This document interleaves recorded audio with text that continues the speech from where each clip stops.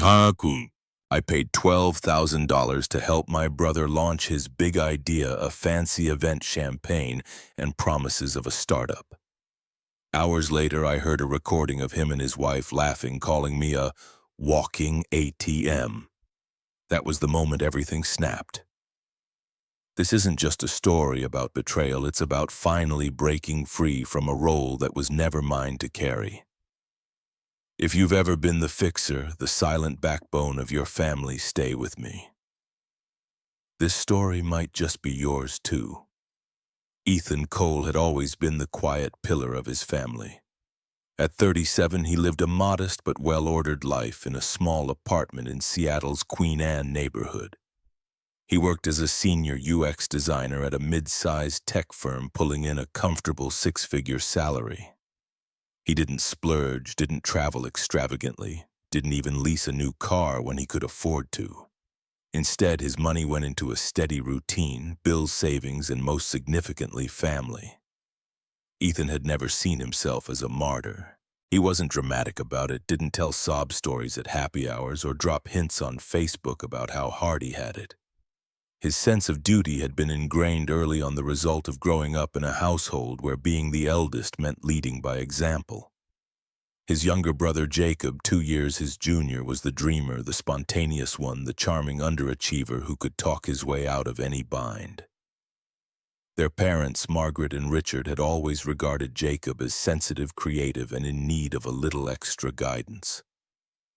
Ethan, well, he was the responsible one, always had been. Being responsible, as it turned out, often translated into being the family's emergency fund. It started with small things. When Jacob was in college and got a parking boot he couldn't afford to remove, Ethan wired him $350 without hesitation. Then came the first major episode. Jacob had graduated with a degree in communications, but decided to open a coffee shop with 2 friends. "It's called the Bean Line," he'd said excitedly over the phone. "Coffee and poetry readings, local art, we're gonna create a whole vibe." Ethan had been skeptical but supportive.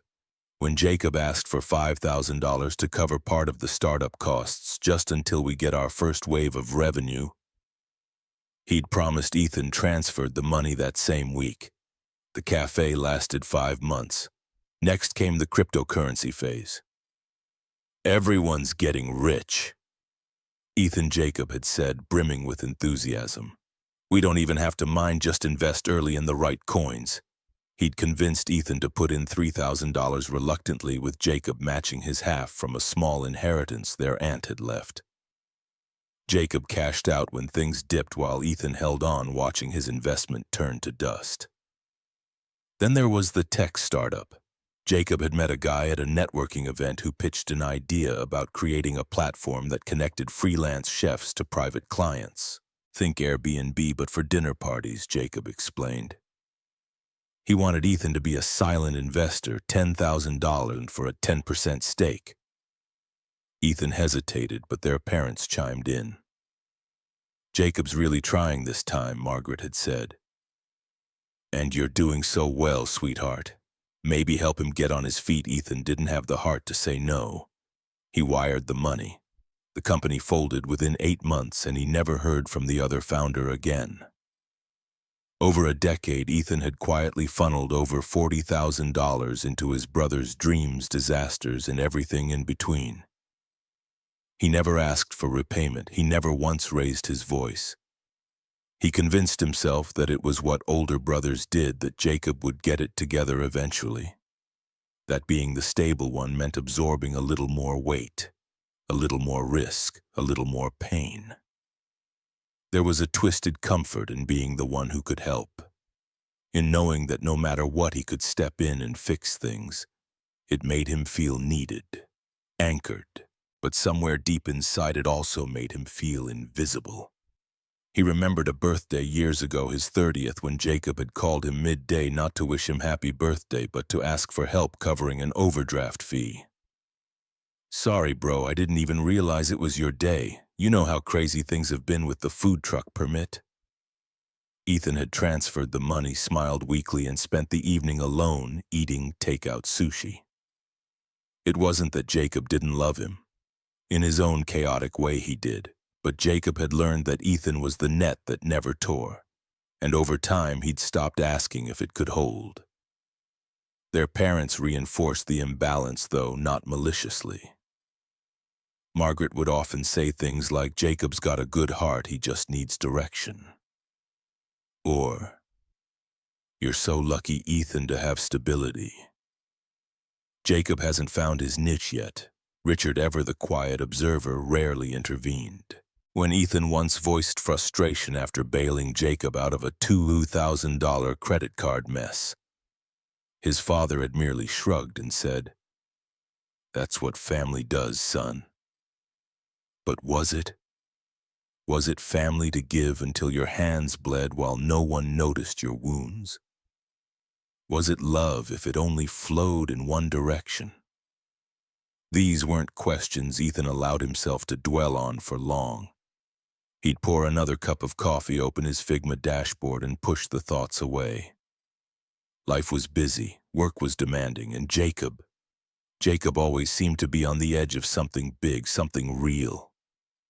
Ethan kept hoping, maybe irrationally, that this time it would be different. Maybe this time Jacob would succeed. Maybe this time he wouldn't ask for more. Maybe this time he'd remember Ethan's birthday. It was a rainy Tuesday afternoon when Jacob called. Ethan was in his office, half listening to a product review meeting on Zoom while sketching out wireframes in his notebook. His phone vibrated beside his keyboard. Jacob.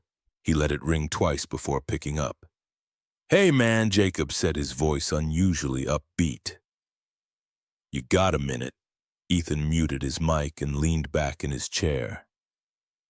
"Yeah, what's up? I've got something big brewing. Like potentially life-changing."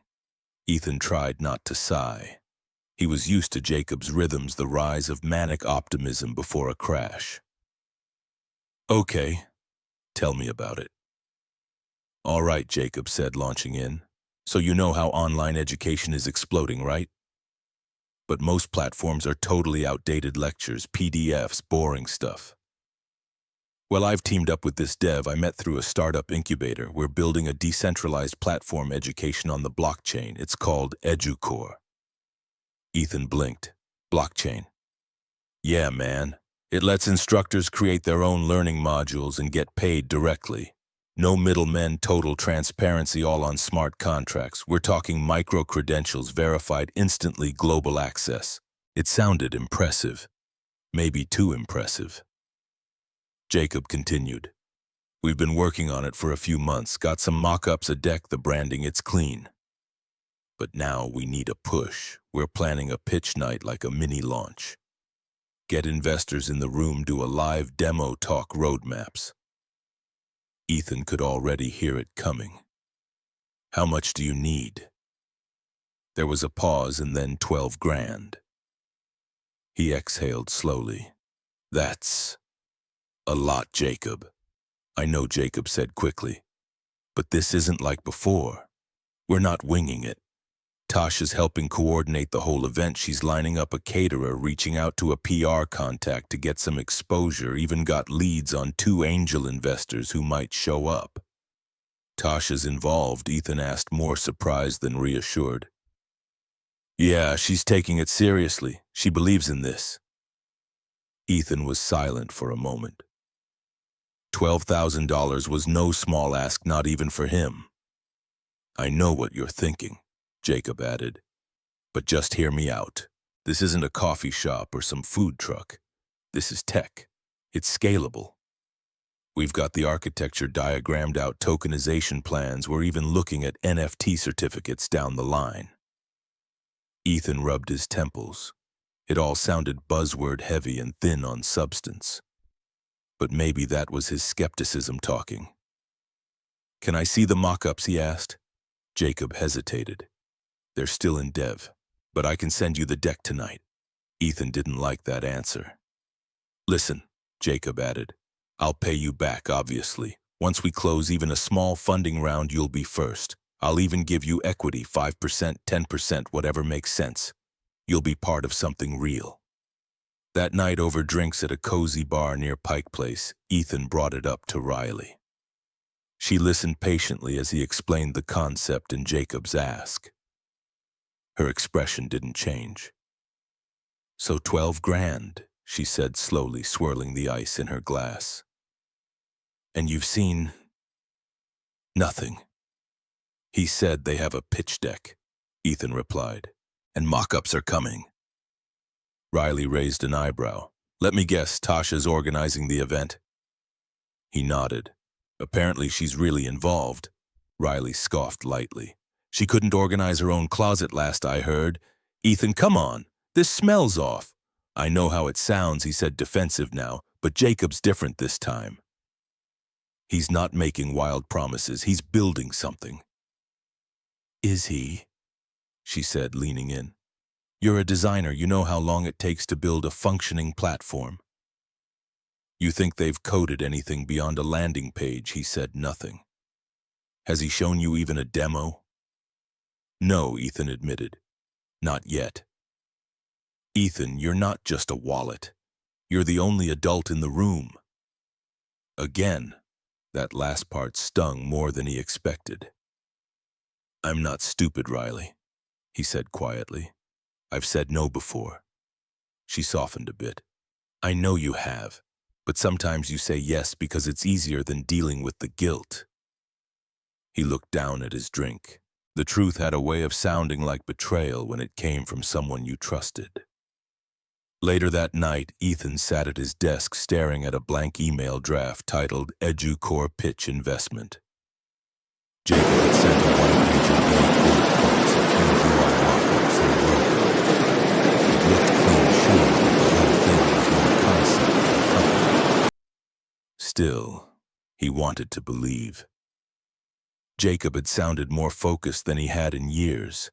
Tasha, for all her flaws, seemed to be trying. And Ethan had the money. It wasn't going to derail his life.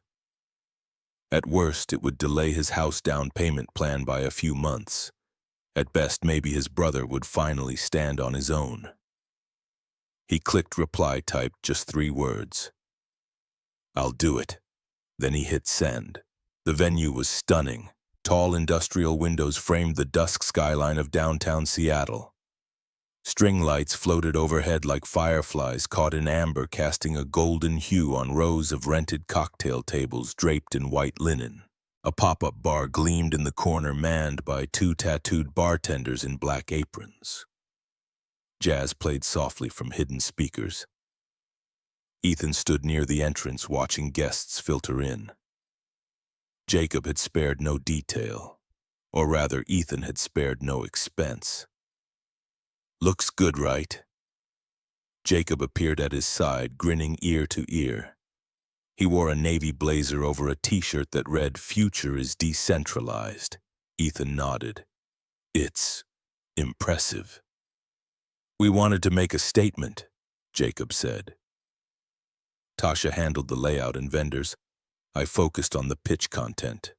Tasha breezed by in heels and a glittery jumpsuit, giving Ethan an air kiss. "You're our angel tonight," she said. "Seriously, this wouldn't have happened without you." Ethan offered a tight smile. He noticed she was already holding a glass of champagne. As the room filled, Ethan looked around, scanning for familiar faces or perhaps unfamiliar ones in suits holding business cards. But the crowd skewed young, hip, and visibly underdressed for an investor event. A DJ in the corner had replaced the jazz with ambient house music. Someone was already live streaming on Instagram. He pulled Jacob aside. "Are any investors coming?" Jacob looked briefly annoyed. "They got held up. One's in Palo Alto, another might join via Zoom, but it's more about exposure tonight. Momentum." Ethan nodded slowly. "So this is mostly friends. Friends, fellow entrepreneurs, influencers, media folks," Jacob said, gesturing broadly. "It's all connected, man. You never know who knows who." Ethan glanced at the catering table, artisan charcuterie, shrimp skewers, sliders with gold toothpicks. A handwritten sign read, Sponsored by Cole & Co. Me Investments.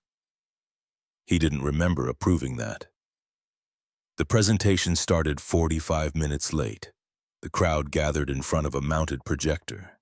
Jacob took the mic, introduced EduCore with flair, and launched into a flashy video-animated slides. Big buzzwords simulated interactions with the platform. There was no live demo, no code, no proof of infrastructure, just a video.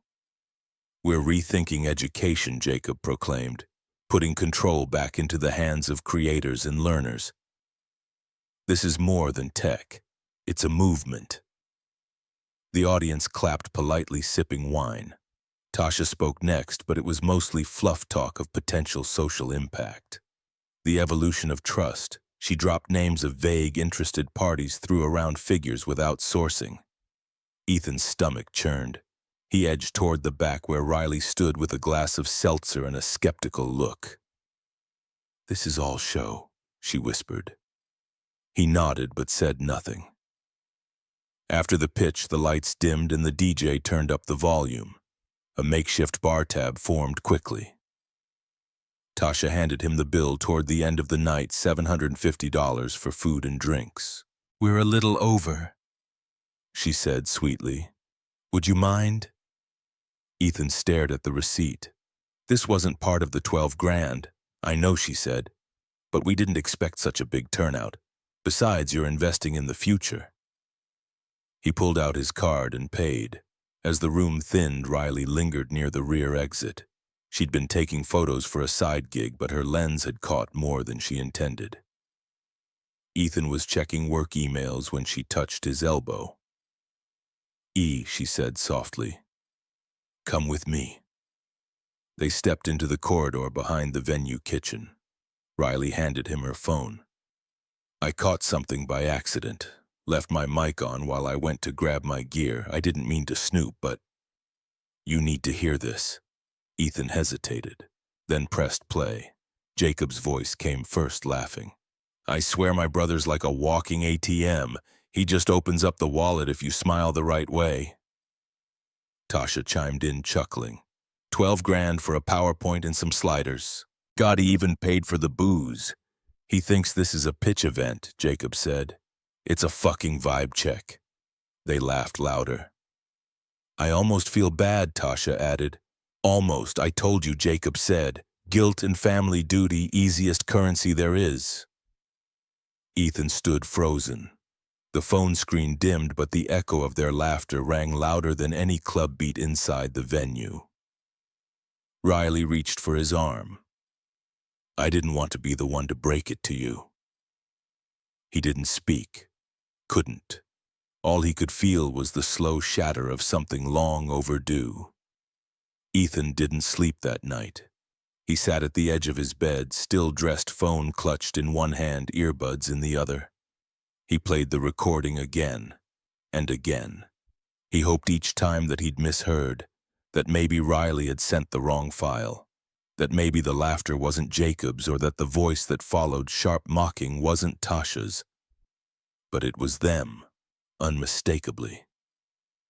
The snippet played once more, Tasha's voice smug. "So, when do we ask your brother for wedding money? It's the perfect time." Jacob chuckled. "Soon. He'll pay. He always does." Tasha laughed again. "God, he's such a softie," Jacob added. "He thinks helping me is like his sacred duty. I don't even have to push, just mention family and watch his eyes twitch. Bam, checkbooks out. Then the clinking of glasses. More laughter." Ethan ripped the earbuds out and tossed the phone onto the bed. His hands were shaking. $12,000, plus 750 more. And now, they were already scheming the next ask, this time for their wedding.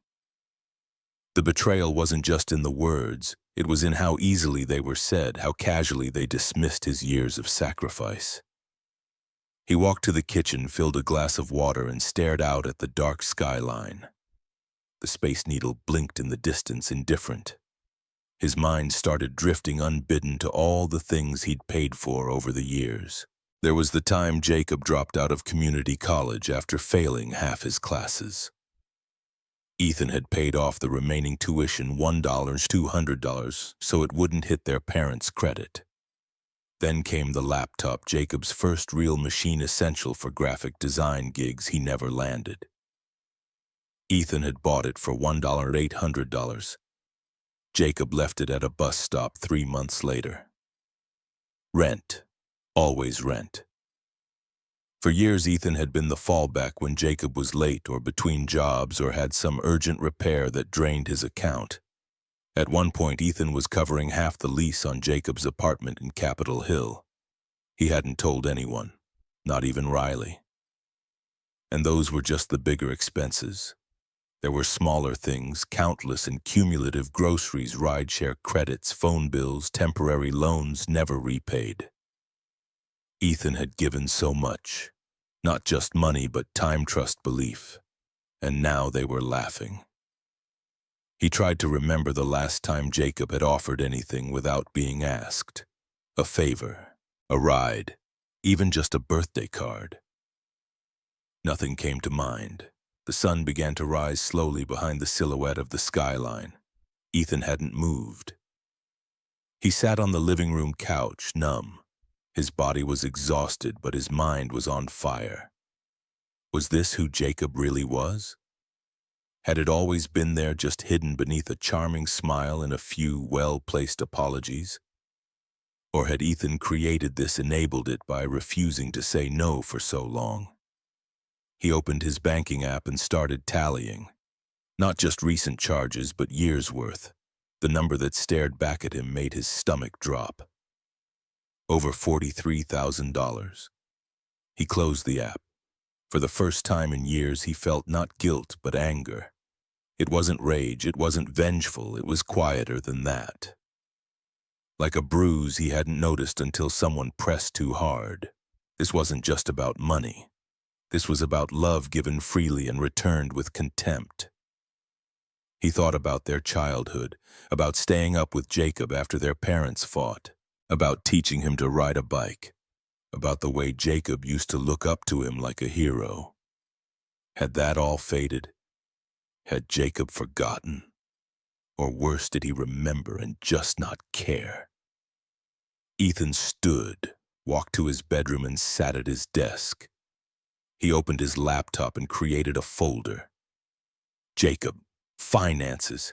He began compiling everything, receipts, bank transfers, text messages, even screenshots of emails with Tasha.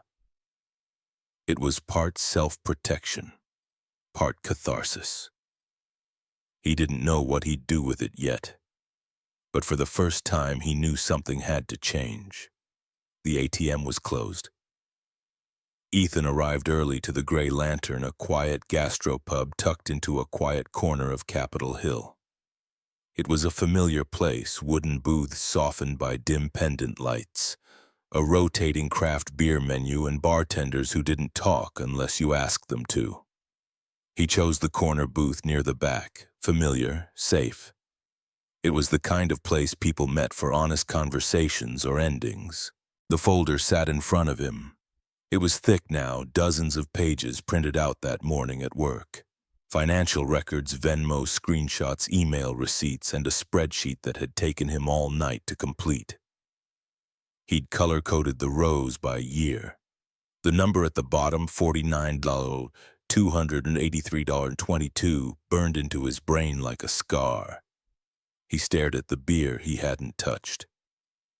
The foam had long since vanished. Jacob sauntered in 10 minutes late as always.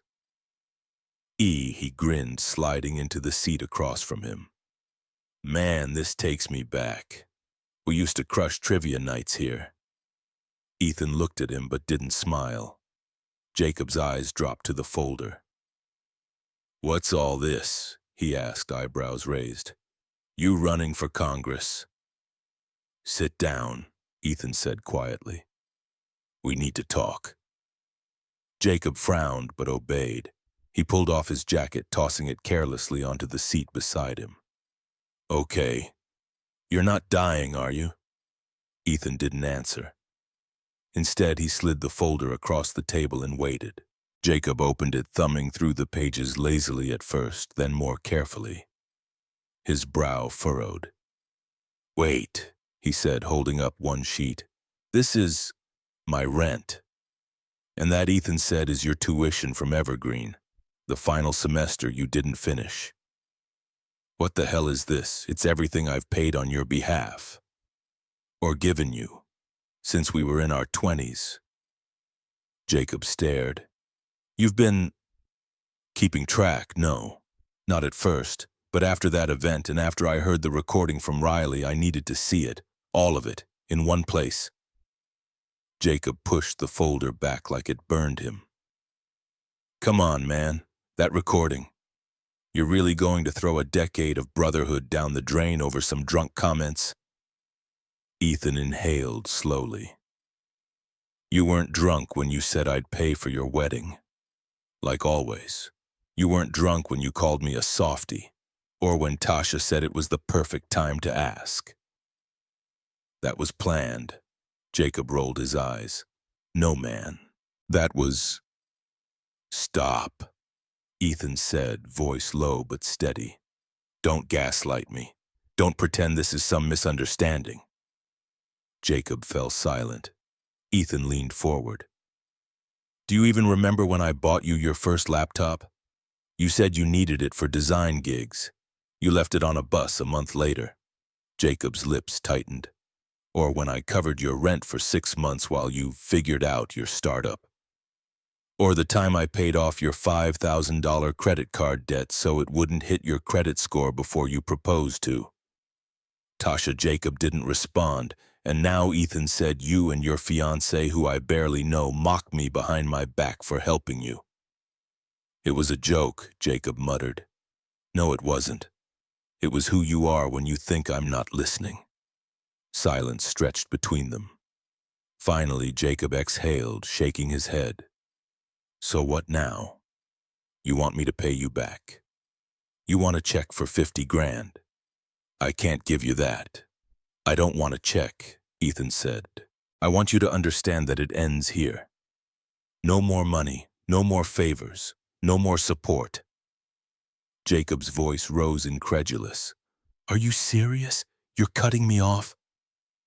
"Yes, because of one recording, because of everything, because of years of taking and never giving, because I've been bailing you out since you were 20 and you've never once stood on your own." Jacob scoffed. "So this is about control. You want me to owe you?" "I never wanted control," Ethan said, his voice roughening. "I wanted a brother." Jacob went quiet. Ethan leaned back, his heart pounding. "I kept thinking that if I helped enough, maybe you'd grow up. Maybe you'd become the person you wanted to be. But I realize now I was just making it easier for you to stay the same." Jacob's jaw clenched.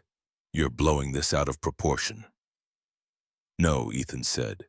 "You just don't like being told no." Their beers sat untouched. "I'm not funding your wedding," Ethan continued. "Not the venue, not the honeymoon, not the caterer or photographer. If you want a life with Tasha, you build it, like everyone else." Jacob's voice sharpened. "You're going to destroy our relationship over this. You're choosing pride over family. I'm choosing peace for myself." Jacob stood abruptly, grabbing his coat. "You know what? You're not a saint, Ethan. You like being needed. That's your whole personality. You pretend you're sacrificing, but you love being the hero. You love holding it over us." Ethan stood too slowly. "You can believe that if it helps you sleep." "But I'm done." Jacob stared at him, chest rising and falling, nostrils flaring. "You're going to regret this. You just blew up the only real connection you had in this family." Ethan met his eyes. "No, you did that." And with that, Jacob walked out the bell over the door, jingling violently behind him. Ethan sat back down. He didn't feel triumphant. He felt empty.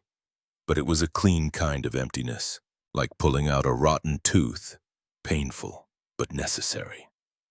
Ethan recognized the tone in his mother's voice before she even got to the point. It was that soft-edged, low-pitched melody that only surfaced when she was trying to keep peace, trying not to push, but absolutely pushing. "Sweetheart," she'd said over the phone, "we're all going to be at the house on Sunday, just the family. I think we need to talk face to face." He didn't need to ask what it was about. He just said he'd be there. The old family house hadn't changed since he was a teenager, the creaky steps on the porch, the way the screen door never quite closed unless you pulled it hard, the scent of lemon wood polish, and his father's pipe tobacco lingering in the corners. Nostalgia mixed with dread. He hadn't been back since the last Thanksgiving. Everyone was already seated in the living room when he walked in. His mother stood up, first arms stretched wide in welcome. "Ethan, good. Come sit." Jacob sat rigid on one end of the couch. Tasha beside him, arms crossed, tight jaw already set. Their body language screamed confrontation. His father, Richard, sat in his recliner, silent, always quiet, always watching.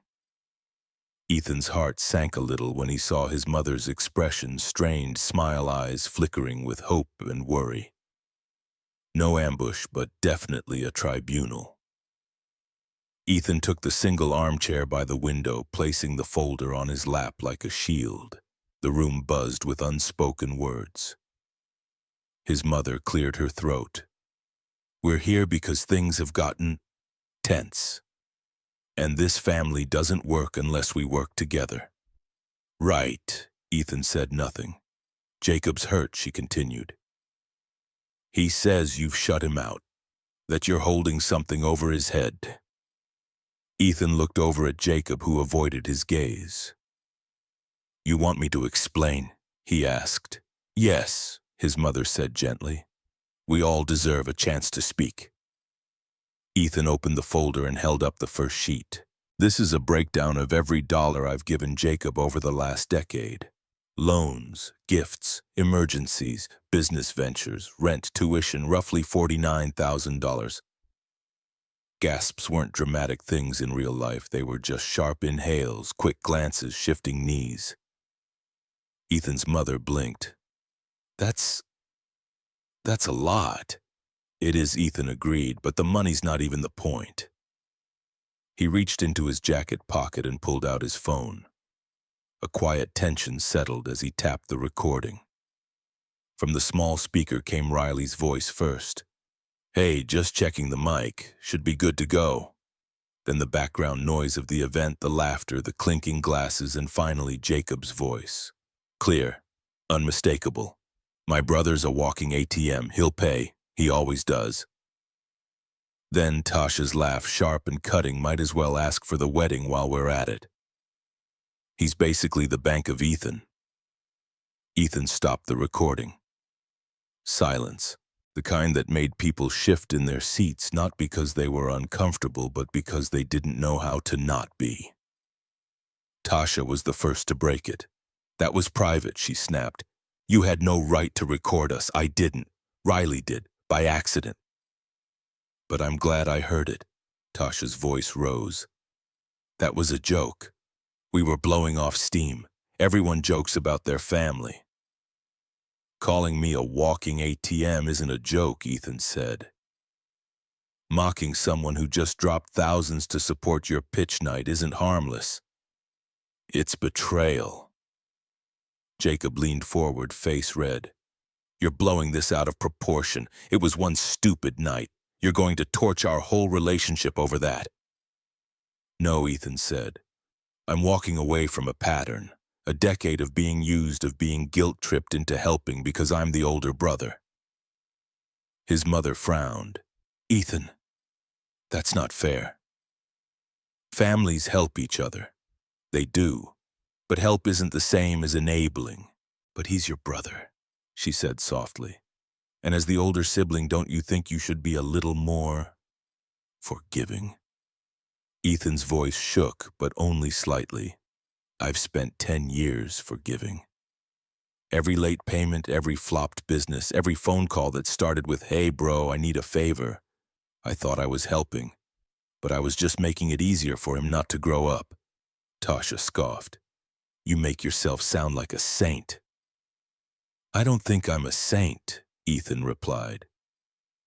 I think I'm tired. His mother looked hurt and that stung, but he pressed on. I didn't come here to shame Jacob. I came here to explain why I'm done paying, why I'm setting boundaries. I didn't expect applause, just clarity. And then from the recliner came a voice so rarely heard that everyone turned instinctively toward it. Richard, your brother's right, he said, quiet but firm. He's done enough. It was like the air shifted. Jacob stared at their father, stunned. He's carried this family on his back for too long.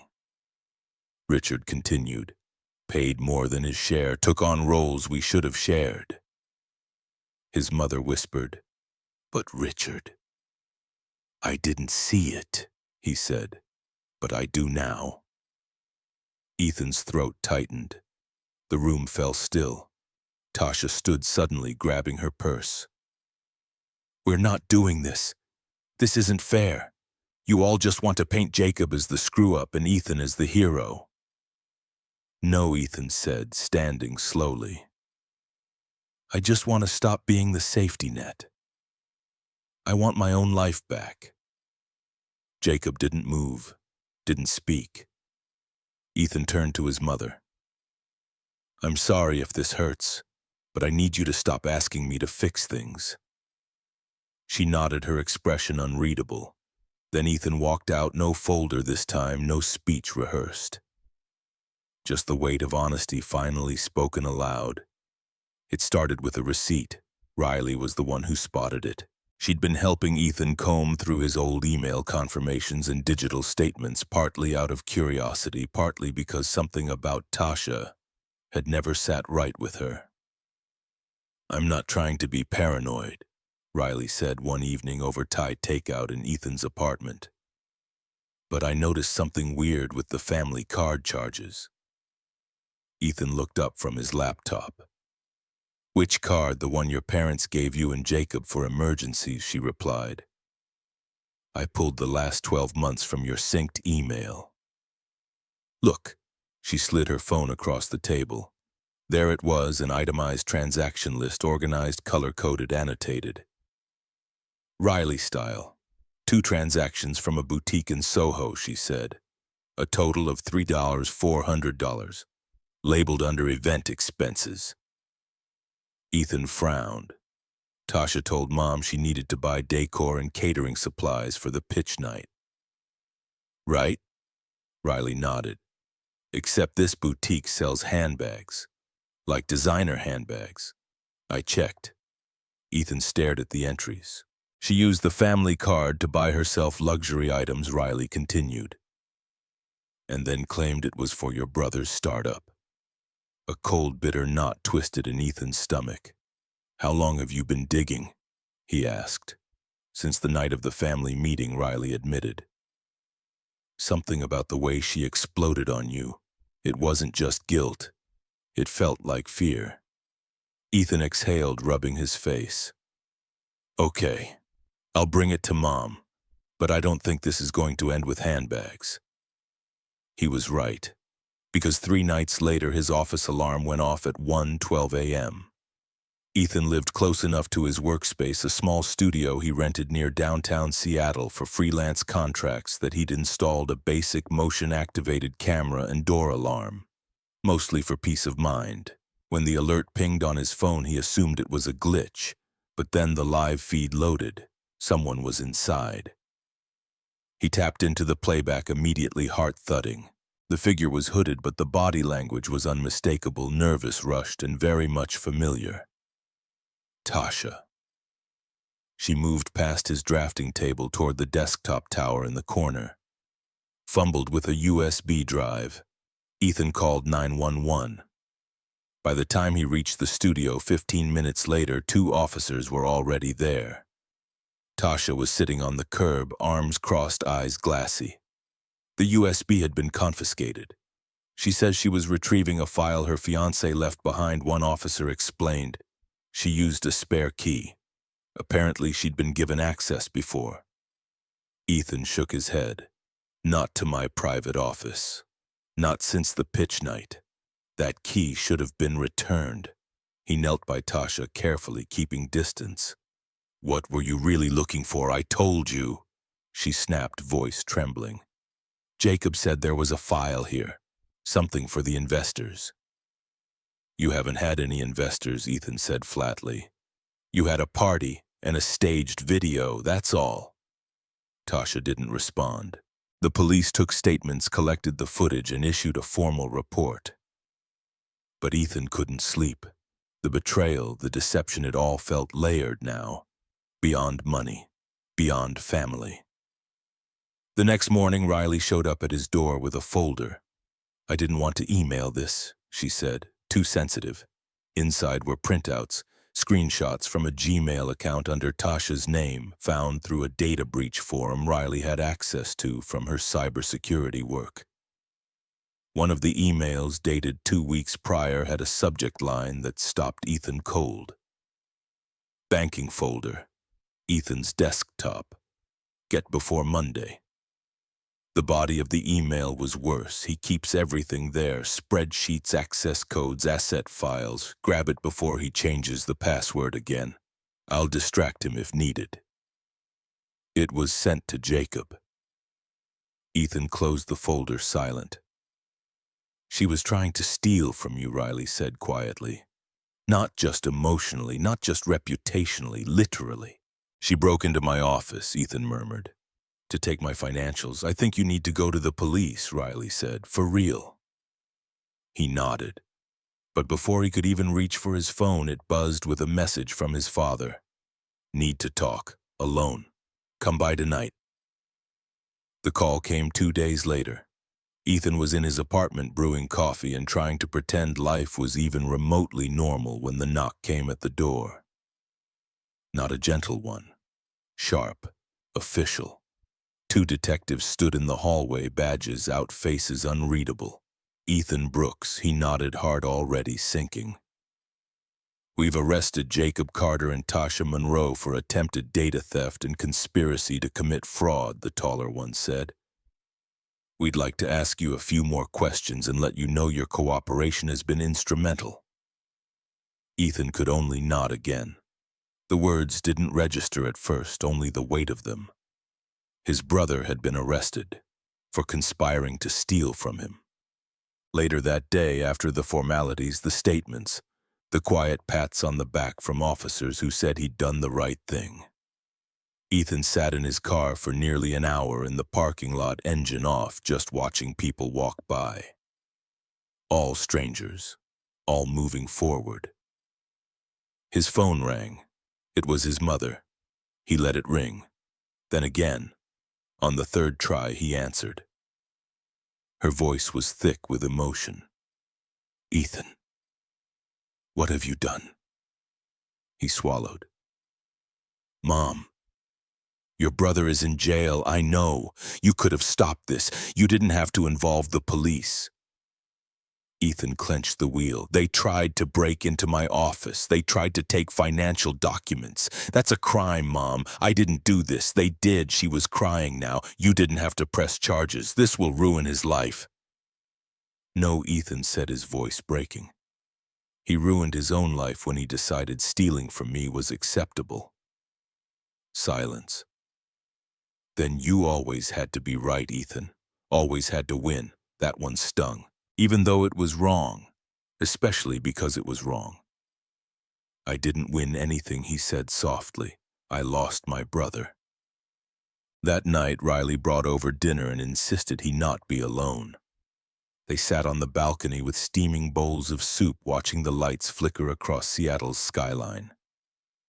She's hurting, Riley said. Your mom, but she's wrong. Ethan didn't answer. You didn't break your family, Ethan, Riley continued. You just stopped lying for them. You uncovered what was already broken. I know, he murmured, but it doesn't make it easier. No, it won't, but it will make it better someday. They ate in silence for a while before Ethan spoke again. I've been the one who holds everything together for so long. I don't know how to stop. You don't have to hold anything anymore, Riley said, looking at him gently. Let it fall apart. Let it rebuild honestly. The next morning, Ethan made an appointment with a therapist. It was something he'd thought about before half-heartedly when stress piled up. But now he didn't need to be convinced. He needed help. The office was warm. Wooden bookshelves, soft chairs, a gentle fern in the corner. Dr. Lawson, a middle-aged black woman with calm eyes and a straightforward tone, welcomed him with a smile that wasn't patronizing. I'm glad you're here, Ethan, she said. Where would you like to start? He hesitated. I think I've been carrying everyone, he said finally. And now that I've stopped, I don't know who I am. She nodded, no judgment, just waiting. He told her everything, not just about Jacob and Tasha, about childhood, about the first time he paid Jacob's rent, about the way his parents always said, you're the strong one, about how good it felt to be needed and how empty it felt now. You've mistaken self-sacrifice for love, Dr. Lawson said gently, and now you're learning where one ends and the other begins. I thought I was doing the right thing. You were, she said, but doing the right thing for someone else can become the wrong thing for you. He left the session lighter but also raw, like a wound had been cleaned but not yet healed. News of the arrest made its way through the family quickly. His aunt texted to ask if the drama was real. His cousin said she'd heard from someone at church. A former classmate emailed him a news article. Jacob's mugshot, Tasha's too. His mother didn't call again. But his father did, just once. I don't know what to say, Richard said over the line, but I'm not mad at you. Ethan said nothing. I failed both of you in different ways, his father added. And I'm sorry for that. It wasn't everything Ethan needed, but it was something. Justice arrived quietly without drama. Jacob was sentenced to 200 hours of community service for his role in the attempted data theft. Tasha received a lesser charge, probation, a fine, and a swift divorce she initiated just days after the arrest. No trials, no dramatic courtroom scenes, just signatures, silence, and a family forever changed. Ethan didn't attend the hearings. Instead, he packed his life into boxes and moved to a small cottage on the outskirts of the city. A peaceful home framed by pine trees and a garden where he planted rosemary, tomatoes, and healing. There, with his dog Basil and a new rhythm of quiet days, he slowly remembered how to breathe.